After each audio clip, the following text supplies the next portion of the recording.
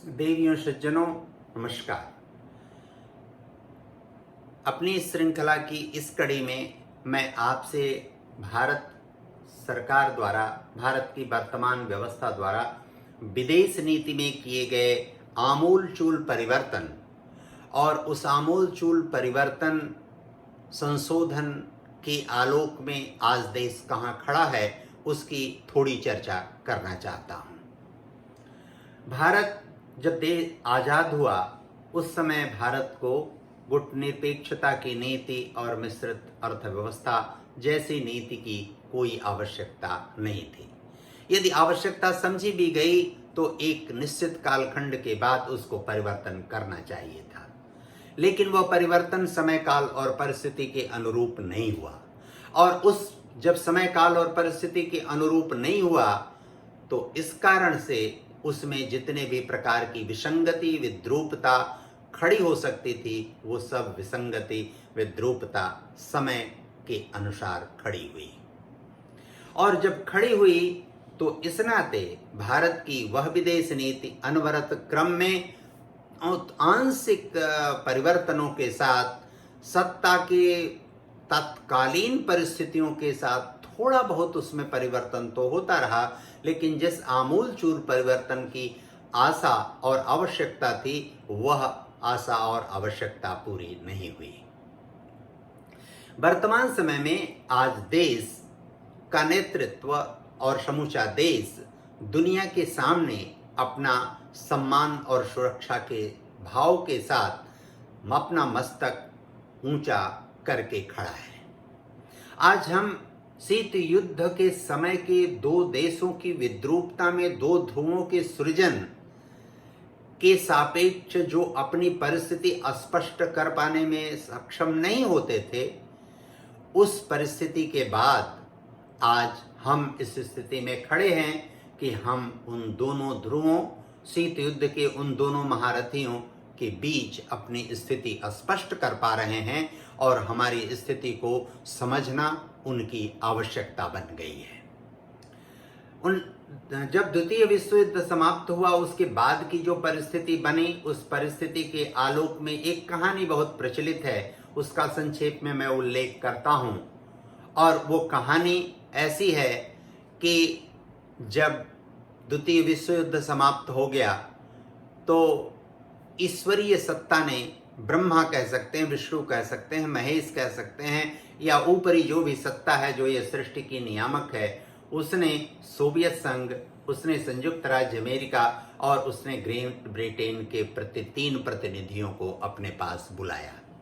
इस कहानी को आप ठीक से समझेंगे तो भारत की विदेश नीति, उसमें बदली हुई परिस्थितियों का आकलन आपको ठीक ठीक प्रकार होगा। इन तीनों प्रतिनिधियों को बुलाया और सबसे पहले सोवियत संघ के प्रतिनिधि से पूछा कि आप अब इन बदली हुई परिस्थितियों में द्वितीय विश्व युद्ध जब समाप्त हो गया है तो पृथ्वी लोक पर क्या चाहते हैं? तो उस प्रतिनिधि ने कहा कि हम केवल यह चाहते हैं कि इस पृथ्वी से संयुक्त राज्य अमेरिका का नामो निशान मिट जाए, उसका अस्तित्व समाप्त हो जाए, उसका नाम लेने वाला कोई न हो और उसके द्वारा जो भी दुनिया में पृथ्वी पर विपरीत परिस्थिति पैदा की जाती है वो सब कुछ समाप्त हो जाए। ब्रह्मा जी शांत हुए। फिर उन्होंने संयुक्त राज्य अमेरिका के प्रतिनिधि से पूछा आप क्या चाहते हैं? तो उसने कहा हम यह चाहते हैं कि सोवियत संघ इस पृथ्वी से मिट जाए, नष्ट हो जाए, समाप्त हो जाए, उसका नाम लेने वाला कोई न हो, वहाँ के संसाधन विनष्ट हो जाएं, वहाँ के लोग शून्य हो जाएं, काल कवलित हो जाएं, हमारी केवल यही मंशा है। फिर उसने ग्रेट ब्रिटेन के प्रतिनिधि को आमंत्रित किया कि आप इस विषय पर क्या कहना चाहते हैं। ग्रेट ब्रिटेन के प्रतिनिधि ने कहा कि भगवान हमारी अपनी कोई इच्छा नहीं है, हम कुछ नहीं चाहते, हम केवल इतना चाहते हैं कि हमारे इन दोनों मित्रों की इच्छा एक साथ पूरी हो जाए। जो परिस्थिति थी, जिस परिस्थिति में गुटनिरपेक्षता की नीति और मिश्रित अर्थव्यवस्था लागू की गई, उस परिस्थिति में भी ऐसा लागू करना आवश्यक नहीं था।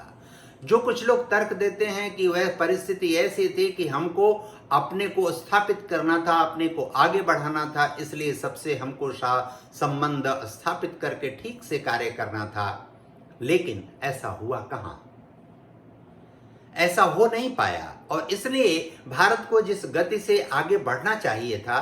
सामरिक दृष्टि से, सुरक्षा की दृष्टि से, सम्मान की दृष्टि से, अवस्थापनात्मक सुविधाओं की दृष्टि से, चिकित्सा और शिक्षा की दृष्टि से, उन दृष्टियों से हम वो अवस्था प्राप्त नहीं कर पाए जो अवस्था हमको प्राप्त करना चाहिए था, अथवा जिस काल्पनिक लक्ष्य को लेकर वो नीतियां लागू की गई थी। उस समय हम शीत युद्ध कालखंड के बाद के प्रभावी देशों, सोवियत संघ या संयुक्त राज्य अमेरिका का पूरा साहचर्य प्राप्त नहीं कर पाए थे। आज बदली हुई परिस्थिति में जब हम वैश्विक नीति में अपने परिवर्तन कर पाए हैं, अपनी विदेश नीति में परिवर्तन कर पाए हैं, अपने वैदेशिक संबंधों को उस आलोक में सुधार पाए हैं, तो आज हम उन सब का समर्थन और साहचर्य प्राप्त कर रहे हैं जिनकी हमको कभी प्रत्याशा नहीं थी। जो हमारे विरुद्ध, हमारे लिए विश्वास का, जो हमारे लिए शक्ति और सामर्थ्य के कारण सम्मान का भाव जिनको प्रकट करना चाहिए था, वे नहीं प्रकट कर रहे थे। आज दुनिया के देश, चाहे सोवियत संघ हो, चाहे संयुक्त राष्ट्र संघ के अस्थायी और अस्थायी सदस्य देशों का सवाल हो, चाहे संयुक्त राज्य अमेरिका का सवाल हो, यूरोपीय यूनियन का विषय हो, दुनिया में विभिन्न प्रकार के आर्थिक संगठन हो, सामरिक संगठन हो, इन सब का दृष्टिकोण बदला है और वह दृष्टिकोण भारत केंद्रित हुआ है। भारत का मूल्य बढ़ा है और इस नाते दुनिया में भारत की विदेश नीति की जो स्थिति, जो वातावरण सृजन हुआ है, वह वातावरण 20वीं शताब्दी के आरंभ से लेकर आज तक लगातार परिवर्तित हो रहा है। 20वीं शताब्दी के आधे समय में जो औपनिवेशिक मानसिकता के कारण भारत को ऐसी परिस्थिति में खड़ा करने की सोची समझी चाल थी कि नहीं खड़ा करना है, नहीं खड़ा हो पाएगा भारत, उसी के प्रभाव के कारण भारत में गुटनिरपेक्षता की नीति और मिश्रित अर्थव्यवस्था की नीति बनी, जिससे भारत को हमेशा दुनिया का पिछलग्गू बनाया रहा जा सके और उस पिछलग्गूपन के कारण भारत की स्थिति कभी मजबूत न हो सके। आप जानते हैं, जो भी तटस्थ रहता है उसकी स्थिति हमेशा खतरनाक होती है, हमेशा कमजोर होती है, वो कहीं का नहीं होता, जिसे ले कहा जाता है धोबी का कुत्ता घर का न घाट का। इस तरह के मुहावरे जो समाज में प्रचलित हैं, उसकी वही स्थिति होती। अपना पक्ष, अपना दृष्टिकोण, अपनी बात, अपनी कार्यशैली, अपना कर्तव्य निष्ठा हमेशा स्पष्ट रखना चाहिए, उसमें दृष्टिकोण हमेशा स्पष्ट होना चाहिए। और यह यदि स्पष्ट होता है तो हम मजबूत, अस्थायी धरातल पर खड़े होते हैं, हमारी बात सुनी जाती है, समझी जाती है, विचार की जाती है, क्रियान्वित भी की जाती है। इसलिए हम आप सबसे वर्तमान सरकार, जिसको आप कह सकते हैं कि विदेश नीति के स्तर पर, वैश्विक राजनीति के स्तर पर, देश की सीमा के बाहर के स्तर पर, देश की सीमा का जो मूल्य बढ़ा है, जो महत्व बढ़ा है, उस महत्व के आलोक में हम आप सबसे यह अनुरोध करते हैं कि आप इस महत्व को बनाए रखने में अपना आगे भी योगदान दीजिए।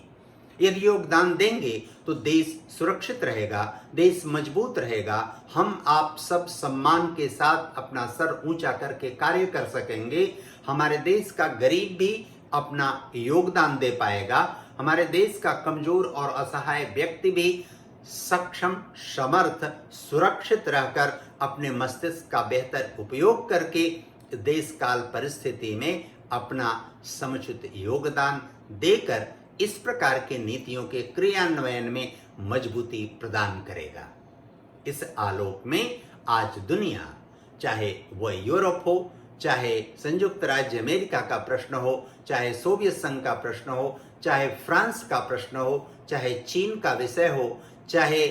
ग्रेट ब्रिटेन का विषय हो और दुनिया में जितने भी शीत युद्ध जैसी परिस्थितियां हैं हों, उन सब में भारत अपनी मजबूत स्थिति दर्ज कर पाएगा, इतना अनुरोध करता हूं। नमस्कार।